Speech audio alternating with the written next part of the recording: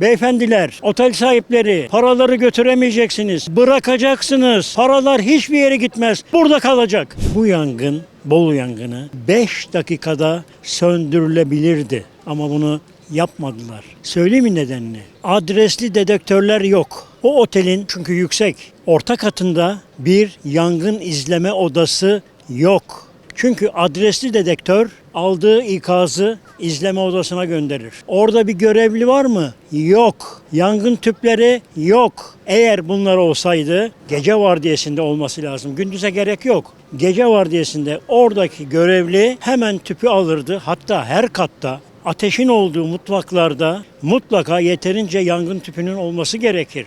Görevli, niye orta kat diyorum? Çünkü yukarıya da aşağıya da 5 dakika içinde ulaşır, yangına müdahale eder ve yangın söner. Bakın ben bir Alman firmasında çalıştım, Siemens'te. Bu işi Türkiye'de, yurt dışında yaptım. Can kurtarmak için de acil müdahale önemlidir. Yangında da 5 dakika önemlidir. 5 dakika. Can kurtarır. Oteli yanarsa yansın. Oteli yanarsa yansın ama insanlar ölmesin. Bu büyük bir katliamdır. Tekrar söylüyorum. Yangında adresli dedektör, yangın izleme odası, orada panel, orada bir görevli. Efendim sulama tesisatı. Tabii ki lazım. Ama ne zaman lazım biliyor musunuz? Bir odada çıksa en az 60 dereceye ulaşması lazım ki oradaki cıva açsın, sulama yapsın. Yangın merdivenleri dışarıda olmalı. İçeride yangın merdiveni olmaz. Örneğini gördük.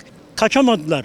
Ama yangın merdiveni dışarıda olsa kimse ölmezdi. Benim söylediğim bu konuyu ben çalıştığım 40 yıllık firmamda Siemens'te Türkiye içinde yurt dışındaki şantiyelerimizde yaptık. 5 dakikada hayat kurtulurdu ama kimse bunu konuşmuyor. Adresli dedektörler, yangın izleme odası, orada panel, bütün otel çalışanlarının yangın tüpünü kullanma eğitimi. Bunlar önemli.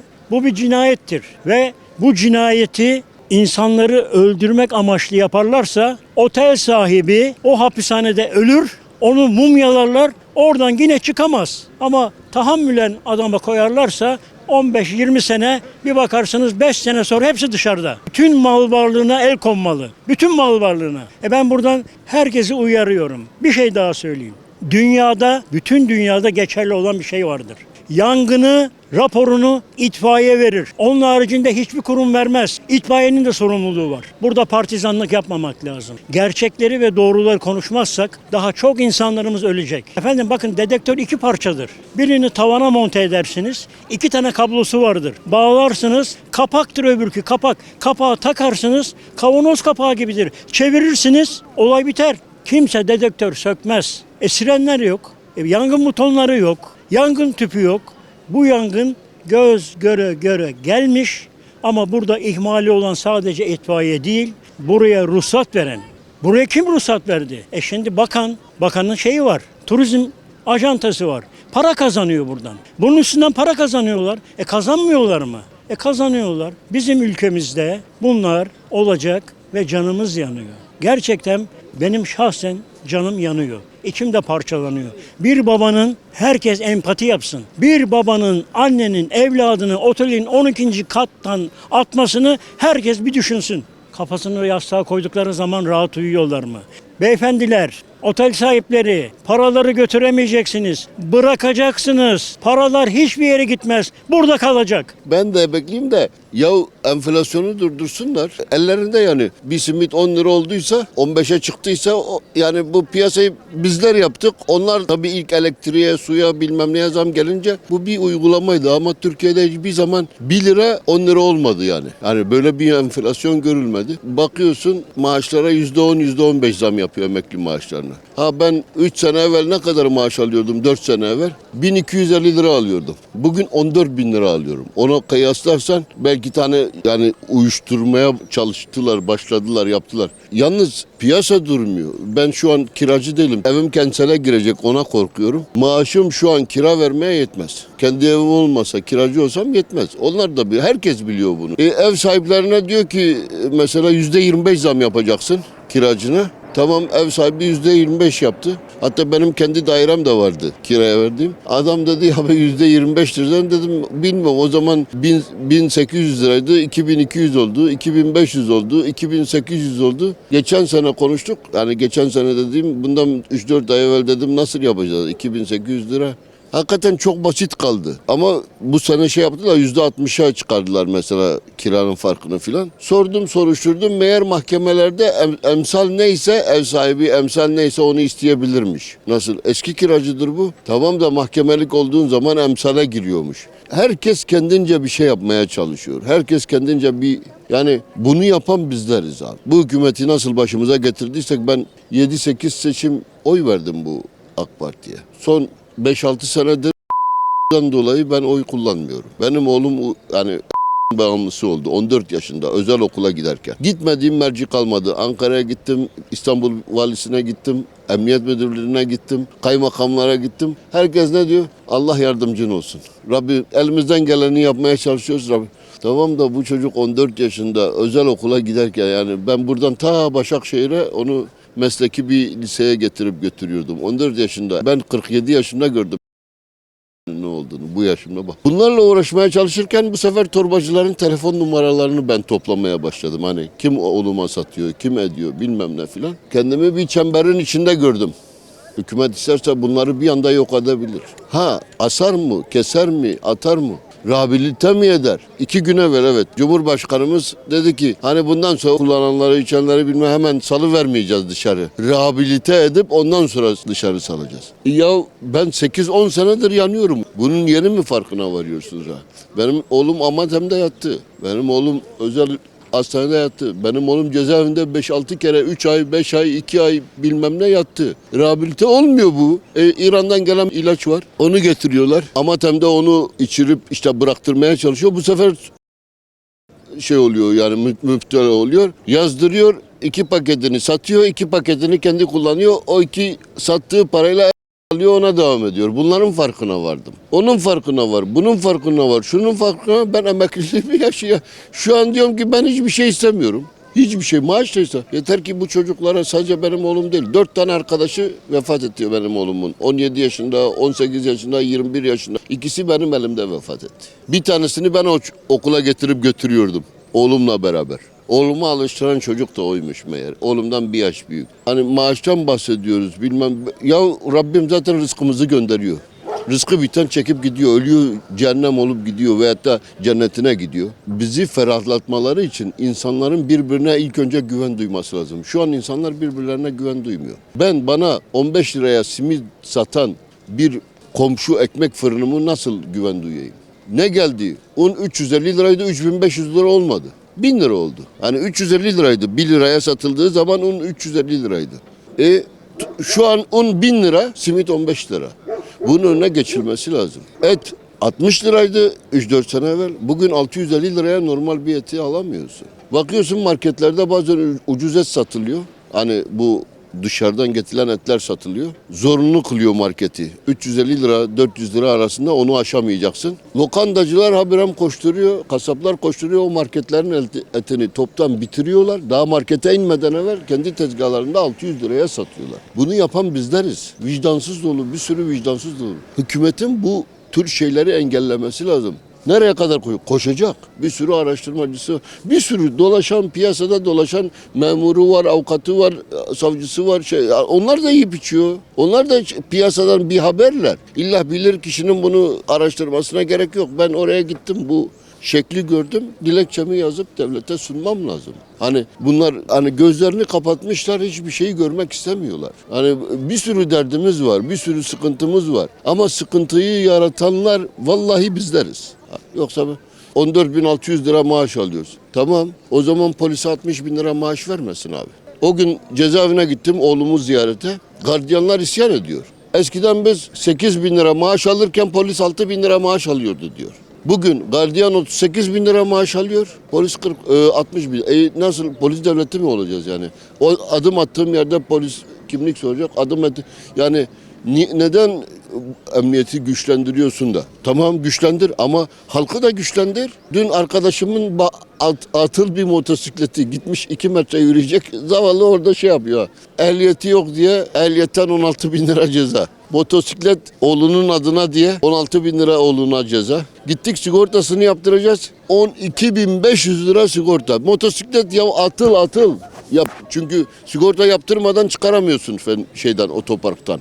2.000 lira çekiciye para. 10 tane motor yüklüyor çekici 2.000 liradan 20 bin liraya 1 kilometrelik yol. 800 metrelik yola 10 tane motosikleti çekiciye yüklüyor. Motosiklet hani trafik ekipleri. O çekici de otoparka getiriyor. Ya harcadığı mazot ne o çekicinin otoparka? Veyahut da 10 tane motor getiriyorsan 2 milyonsa motor başına 200 lira aldı yani. Herkes birbirini düdüklemeye çalışıyor. Herkes birbirine çakmaya çalışıyor. Herkes birbirini yolmaya çalışıyor. O hale getirdiler bizi.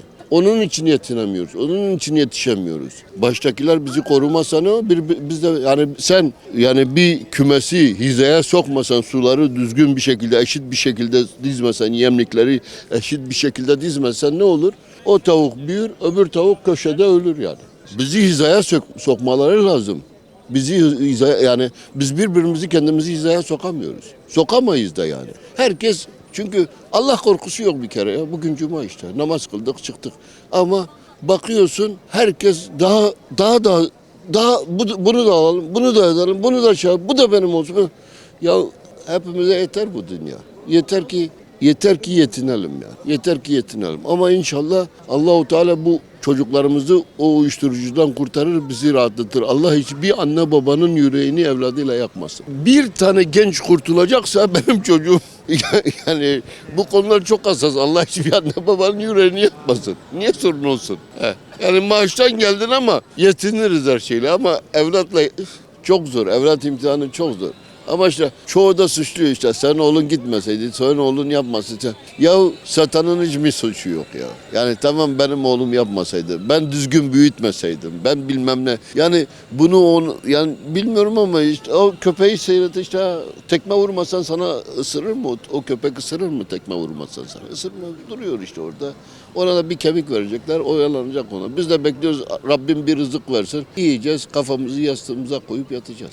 Beyefendi bence emekli çok. Çalışan da az olunca o kadar herhalde. Sen kararını ver. Yanlış mı söyledim? Çalışan az, emekli çok. Bunun içinde özür dilerim ne yardımlar oluyor ya. Özürler için olanlar var. Evde bakan var. Emeklisi var. Daha söyleyecek bir şey yok. Aynen ondan kaynaklanıyor güzel kardeşim. Çalışan az. Atıyorum kaç kişi çalışıyor bilmiyorum ama galiba ortalama 15-20 milyon insan çalışıyormuş diye duyduk. Zaten asgari ücretten ne kadar alıyor? Yarısını da devlet karşılıyor bunun SSK'sını öyle değil mi? Hani bir cebinden alırsın ya buradan 20 lira. 10 lirasını devlet koyuyor, 10 lirasını da çalıştıran arkadaş koyuyor işte iş sahibi. İşte yap hesabını asgari ücretten de koy. Bir de bize dağıttıklarını düşün. Artık millet karar verir. Vallahi bilmiyorum. Ama gene hamdolsun benim iyi yani öyle diyorum ben kendi kendime. Sakın ola ki yanlış anlama hani particilikte falan da değil yani. Ben gördüğümü söylüyorum. Affedersin biz de istiyoruz 50 lira verse. Ne olacak sonra kaç gün alacağız? 3. ayda yok para değil mi? Öyle değil mi? Yani insanın evinde bütçesi olur değil mi? Ayırırsın. Sen şimdi bunu bir kere de harcarsın demek ki para da yok. Şey de yok. Gelir de yok. Hep öyle gideceğiz artık gittiği yere kadar öyle söyleyeyim. Adam iki kere basa üst üste aldık diye onun için şey yapıyor. Bir tanesi de içeride seni başkan yaptırmayacağım dedi o adamı aldı. Ama onun başına eli ayak öpmeye onun önüne gittiler. Gel meclise konuş dediler. Ondan sonra da bütün askerleri öldürdüler. Hepsini yapanlar baştakiler yani. Hayat çok pahalı onlar öğretmen. Bir kere bir pazara gelsinler pazara da emekliyle beraber bizim de soframıza bir lokma bir şeyler olsun. Halkı o kadar çiğnemeye hakları yok. Emekli bir şey diyemem. Yanlı konuşuluyor. Televizyonda hep yanlı konuşuyor. Ben bunun için bir şey diyemem. İnternette yayın yapıyoruz. Ne konuşuyorsan biz onu yayınlarız. Ben 50 senedir İstanbul'dayım. Her rezilliklerini gördüm. Öncekilerin. Ben 20 senedir insanlık gördüm. 20 senelik insanlık gördüm. Ya. Onun için ben memnunum. Sizce bu 14.469 lirayla geçinilir mi? Yeterli bir ücret. Geçinilir tabii, niye geçinilmesin? Bereket varsa geçinilir, bereket yoksa geçilmez. Amin dersek her şey biter. Ben amin diyorum, yetiyor. Bizi yasakladılar burada.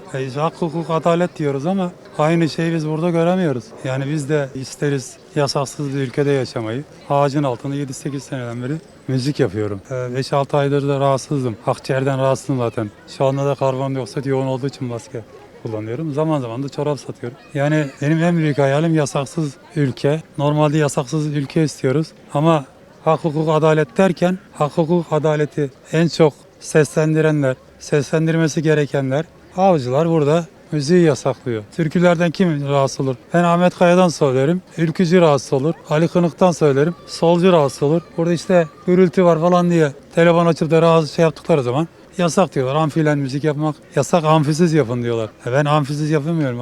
Akciğer hastasıyım. İlle mikrofonu kullanmam lazım. Yani ezan zamanında, namaz zamanında kapatıyoruz. Saygı gösteriyoruz dini konulara. Ama olmuyor yani. Yani en fazla bizi sahiplenmesi gereken kesim bize yasak koyması. Yani ben 60 küsur yaşındayım. 30 küsur yaşında işte başkanımız. Ben başkanımız kadar İstanbul'dayım. 97'den beri İstanbul'dayım. 3 sene sokaklarda kaldım. Sokağın ne olduğunu iyi bilirim. Yani biz 5 bin lira maaşımız var. 500 lira zam yaptılar. 5500 lira bir zam bir engelliye nasıl gelsin? Biz sosyal devlet değiliz ki engelli rahat olsun. Hani kaygı, ben 1800 lira faturam gelmiş. Doğalgaz, onu düşünüyorum. Yani hangi ülkede bir engelli sosyal devlet diyen bir ülkede bir engelli faturaları düşünmemeli. Yasaksız ülke istiyorum. Sosyal devlet, adaletli bir ülke istiyorum yani. Onu en başta burada istiyorum yani. Sosyal Demokrat Belediyesi'ne sahip olan avcılardı ki bizim de oyumuzu verdiğimiz. Oy vermeden önce gelip de evimize geldik, konuştuk. Projelerimiz şunlar bunlar dedik. O dediklerimizde kaldı. Yani oy veriyorsun, vatandaş gidiyor, gittiğiyle kalıyor. Biz yine oy vermeye devam edeceğiz. İyisini bulana kadar devam edeceğiz.